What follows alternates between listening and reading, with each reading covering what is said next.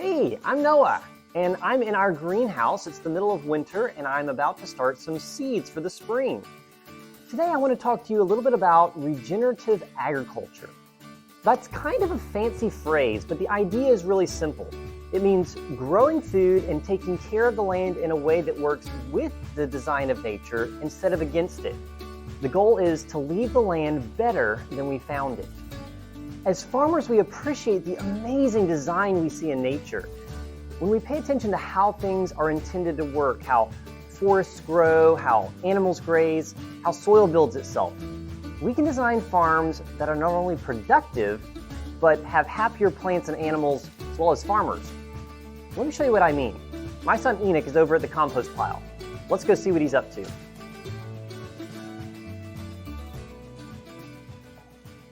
Hey Enoch. Hey, Father. How's it going? Good. Just turning this compost pile. It's looking really nice. That's great. Well, we've got some friends here today that are interested in regenerative agriculture and how that kind of looks on a farm. And I was hoping maybe you could show them some of the things we're doing, how we work with nature and are trying to leave the land better than we found it. Awesome. Well, hey, y'all. How are y'all?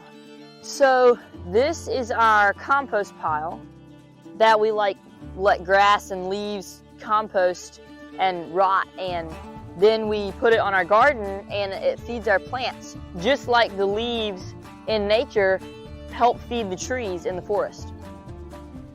In our gardens, we don't plow or till the ground. Plowing actually tears up the soil and hurts all the tiny creatures living in it. Instead, we keep mulch on top, like a blanket that protects the soil and feeds it as it breaks down. This is how we work with the way soil was designed to function, and it makes gardening easier and more productive. These are our beef and milk cows. We move them around the pastures so they can eat fresh grass, kind of like how buffalo and wild herds would move across the land.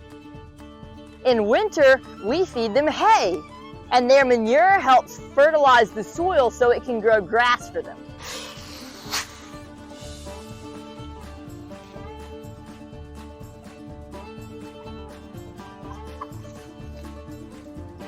Our chickens are able to free range or move around in portable shelters like this one.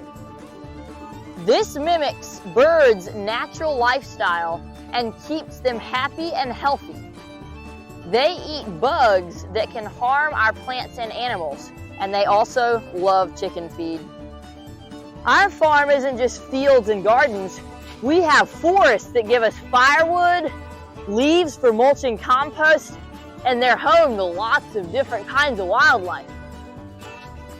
Fruit trees give us apples and peaches and pears. They also provide shade and homes for birds. We have ponds and creeks that provide water for the animals, habitat for fish and frogs, and help keep the whole farm healthy.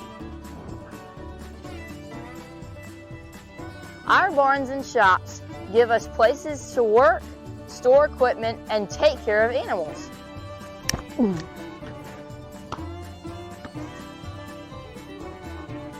And this is also our home, where our family lives. We've got a pond for swimming, and a basketball court, and a pickleball court, even a little golf course.